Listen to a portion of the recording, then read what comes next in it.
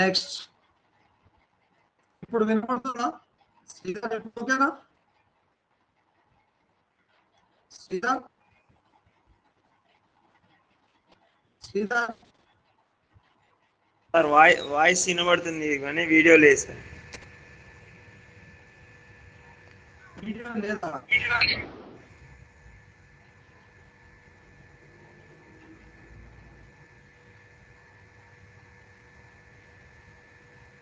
Hello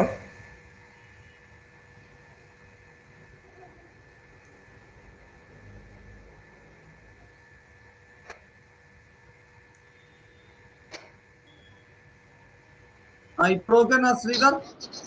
okay sir. అదే network problem, అది Jio phone నుంచి ఎయిర్టెల్ కి మారా. So they are to be more sensible dash అన్నాడు అక్కడ. Choose the correct question tag to complete this.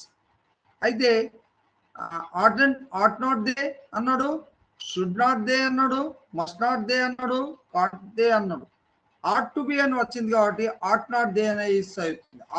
At not they, ఆట్ అంటే they అంటే వాళ్ళు ఆట్ టు బి అన్నాడు కదా, కాబట్టి అదే క్వశ్చన్ ట్యాగ్ వస్తుంది, ought not they.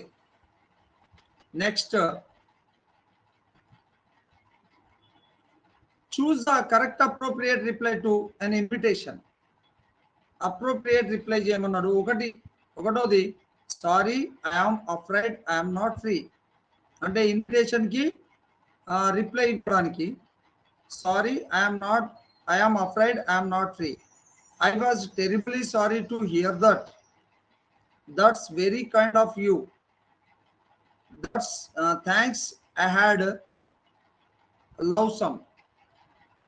Choose the appropriate reply to invitation. ఎవరైనా ఇన్విటేషన్ ఇస్తే రిప్లై చేయడానికి కరెక్ట్ గా చెప్పమంటే sorry I'm afraid I'm not free.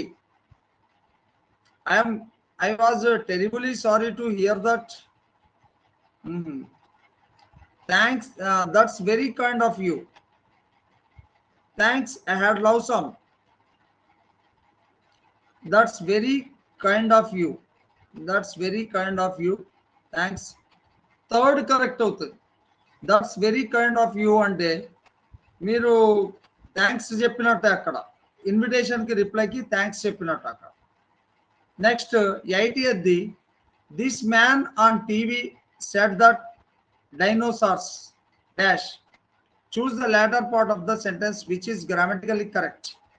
Dinosaurs had been around for 200 million years. Were about 200 million years. Were around 250 million years. Have been for 250 million years. This man on TV said, and dinosaurs have been for 250 million years. Have been వస్తుంది అక్కడ. Have been and next ఇంకోటి had been around 250 million years. ఇది had been వస్తుంది ఇక్కడ, ఎందుకంటే past tense said వచ్చిన తర్వాత past perfect వస్తుంది. సో ఇక్కడ సెడ్ అనేది పాస్ట్ టెన్స్ కాబట్టి had been around for 250 million years వస్తుంది. ఆన్సర్ ఫస్ట్ ది కరెక్ట్ అది. Next one speaks a strange dialect where I came from. The sentence divided into 4 parts labeled A, B, C, D. Identify the part of the sentence which has an error. ఇక్కడ error ఉంది చెప్పమన్నాడు. One speaks a strange dialect where I came from అన్నాడు. ఇక్కడ where I come from అని ఉండాలి. అక్కడ D correct, D wrong అవుతుంది అక్కడ. One speaks a strange dialect where I come from. Where I came from. One speaks ikkada. One speak a dialect, a strange dialect where I came from. One speaks ante ikkada single gaadu idi, one speak అని రాయొచ్చు. One speaks correct అది. A strange dialect where I came from. డీనే అనిపిస్తుంది నాకు, డీనే అది wrong ఉన్నది, డీనే. Next John hates women. He is a misogynist a polyglot, a prodigy, a mercenary. అంటే ఉమెన్ని హేట్ చేసే వాళ్ళని ఏమంటారంటే మిసోగైనిస్ట్ అంటారు. MISOGYNIST. మిసోగైనిస్ట్ అంటే హూ హేట్స్ ఉమెన్. నెక్స్ట్ చాలా ఇంగ్లీష్లో చాలా ఉన్నాయి కదా, ఇంకెన్ని ఉన్నాయి క్వశ్చన్స్? సోషల్ స్టడీస్ వచ్చింది. ఇదేంటి సోషల్ కాంటెంట్? ఇంగ్లీష్ 30 మార్క్స్ కదా సార్? అవును, సోషల్ కాంటెంట్ ఇచ్చాడు. ఏంది ఇది? టెట్ పేపర్ 1 ఆ పేపర్ 2 నా? ఇది paper 2 social studies paper sir, అది పంపింది. ఈ పేపర్ 2 దా ఇది? పేపర్ 2నే సార్ అది. మరి పేపర్ 1 మ్యాథ్స్ కానీ HGT ఇంకేమి ఇవ్వాలి కదా, EVS అవన్నీ ఏవి మరి? అవి లేవు సార్. అది మా ఫ్రెండ్ దగ్గర వేరే ఫ్రెండ్ ఫార్వర్డ్ చేస్తే నాకు పంపించండి. మా ఫ్రెండ్ సోషల్ స్టడీస్ సార్. అయితే ఓన్లీ ఒక లాంగ్వేజ్ తప్ప మిగతా సేమ్ ఉంటాయి కదా అనేసి నేను పంపించాను. అయితే సోషల్ స్టడీస్ లో కూడా క్వశ్చన్స్ ఏమి ఇచ్చాడంటే, ఇంకా సోషల్ లోపల ఈ కింది వారిలో సరైన వాక్యం అన్నాడు. భారతదేశానికి 82 డిగ్రీల 31 డిగ్రీల వెస్ట్ పడమర రేఖాంశాన్ని ప్రామాణిక రేఖాంశంగా పరిగణిస్తారు. భారతదేశ ప్రామాణిక కాలం గ్రీనిచ్ ప్రామాణిక కాలానికి 5:30 గంటలు ముందు ఉంటుంది. గ్రీనిచ్ ప్రామాణిక కాలం భారతదేశ ప్రామాణిక కాలానికి 5:30 గంటలు ముందు ఉంటుంది. భారతదేశ ప్రామాణిక మధ్య రేఖ అహ్మదాబాద్ గుండా పోతుంది. ఇక్కడ which of the following correct statement అన్నాడు. కరెక్ట్ స్టేట్మెంట్ అంటే వెస్ట్ కాదు, అది ఈస్ట్. అది ఫస్ట్ ది రాంగ్. అది 82 degrees 31 ఈస్ట్ ఉండాలి. భారతదేశ ప్రామాణిక కాలమానం గ్రీనిష్ కాలమే ప్రామాణిక కాలమానానికి 5:30 గంటలు ముందు ఉంటుంది. ఎప్పుడైనా కూడా లండన్ కంటే మనం 5:30 గంటలు ముందుంటాం. UK యునైటెడ్ కింగ్డమ్ కంటే మనం 5.5 hours ముందుంటాం. నెక్స్ట్ ఇంకొక క్వశ్చన్ కిందిది, అది రెండోది కరెక్ట్. అది ఆన్సర్. దీపకల్ప పీఠభూమి ఈ వైపుకు కొద్దిగా వాలి ఉంది. ఏ వైపు కొద్దిగా వాలి ఉంది అంటే తూర్పు వైపు, ఈశాన్యం వైపు, ఆగ్నేయం వైపు, పడమటి వైపు. దీపకల్ప పీఠభూమి ఎటువైపు వాలి ఉంది కొద్దిగా అంటే అది ఈస్ట్ వైపే అనిపిస్తుంది. ఈస్ట్ వైపే అంటే కొద్దిగా వాలి ఉంది, అది ఈస్ట్ వైపే ఉంటుంది. దిబాంగ్ మరియు లోహిత్ ఈ నది ఉపనదులు అన్నాడు. గంగా నది, సింధు నది, యమునా నది, బ్రహ్మపుత్ర నది. దిబాంగ్ మరియు లోహిత్ అనేది ఇది బ్రహ్మపుత్ర నదికి ఉపనదులు. నెక్స్ట్ 87 డిగ్రీల 30 డిగ్రీల పడమర రేఖాంశంపై ఉన్న చికాగోలో సమయము 6:10. అయితే 150 డిగ్రీల తూర్పు రేఖాంశంపై ఉన్న సిడ్నీలోని స్థానిక సమయం. ఈ రేఖాంశాలు లెక్కించి దీని వెంబడి మనం దీని యొక్క కాలమానాన్ని లెక్కించాల్సి ఉంటుంది. నెక్స్ట్ ప్రపంచంలోని అత్యంత చురుగ్గా ఉన్న అగ్నిపర్వతం ఏంటి? Mount Vesuvius, Stromboli, mount Kilimanjaro, Fujiyama అన్నాడు. ఈ Fujiyama, mount Kilimanjaro, Stromboli, mount Vesuvius. ఇది చెప్పండి సోషల్ వాళ్ళు. సుజాత్, ప్రపంచంలో అత్యంత చురుగ్గా ఉన్న అగ్నిపర్వతం ఏది? వెసువియసా లేకపోతే వెసువియస్ అనిపిస్తుంది నాకైతే. మౌంట్ వెసువియస్ అవునా? సోషల్ స్టడీస్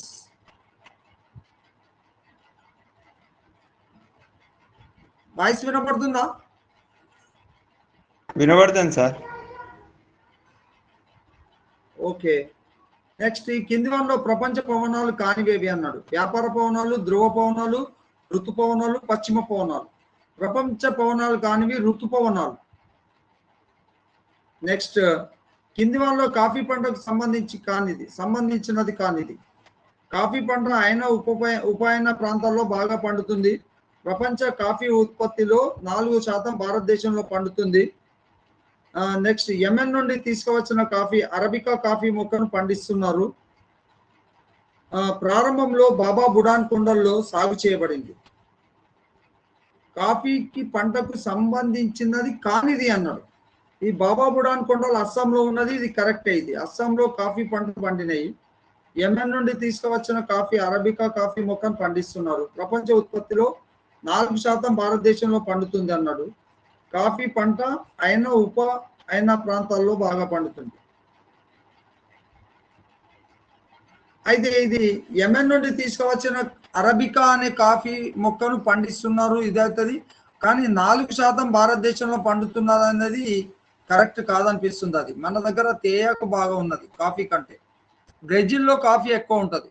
బ్రెజిల్లో భూమి యొక్క ఈ పొరలో భూమి నుండి ప్రసారితమయ్యే రేడియో తరంగాలు అయిన భూమికి పరావర్తనం చెందుతాయి. అంటే ట్రోపో ఆవరణం, థర్మో ఆవరణం, స్ట్రాటో ఆవరణం, మిసో ఆవరణం. The layer of the atmosphere where radio waves are transmitted from the earth reflected back. Troposphere, thermosphere, stratosphere, mesosphere. That is ionosphere. Ionosphere ఉందా? ionosphere లేదు. అయితే స్ట్రాటోస్ఫియర్ అయి ఉండాలి. స్ట్రాటోస్ఫియర్. నెక్స్ట్ భూప్రవారం యొక్క పై పొరను ఈ విధంగా పిలుస్తారు. ఏమంటారు? లిథోస్ఫియర్, ఆస్ట్రోనోస్ఫియర్, మిసోస్ఫియర్, బారిస్ఫియర్. భూమి పైన పొరను ఏమంటారు? లిథోస్ఫియర్ అంటారు. నీటి ఆవిరి నీటి బిందువుగా లేదా మంచు స్ఫటికాలుగా మారు ప్రక్రియను ఏమంటారు? The process in which the water vapour changes into water. అంటే వాటర్ వేపర్ వాటర్ గా మారడాన్ని ఏమంటారు అంటే దట్ ఈజ్ ఎవాపరేషన్. అంటే వాటర్ వేపర్ గా మారుతుంది. కండెన్సేషన్, ప్రెసిపిటేషన్, హ్యూమిడిటీ, కండెన్సేషన్ అంటారు. కరెక్టేనా? అది బాష్పీభవనం. కండెన్సేషనే కదా? కరెక్టే, కండెన్సేషన్ కరెక్ట్. నీటి ఆవిరి నీటి బిందువులుగా లేదా మంచు బిందువులు మంచు స్ఫటికాలుగా మారడానికి కండెన్సేషన్ అంటారు.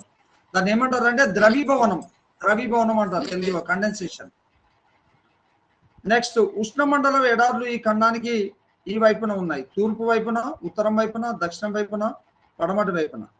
ఉష్ణమండల ఎడార్లు ఖండానికి ఈ వైపున ఉన్నాయి. The tropical deserts are located on the eastern margins of the continent. ఎటువైపున ఉన్నాయి? ఉష్ణమండల ఎడార్లు ఉత్తరమా, తూర్పా, దక్షిణమా, పడమర? పడమర వైపున. నెక్స్ట్ పట్టు ఉత్పత్తి కోసం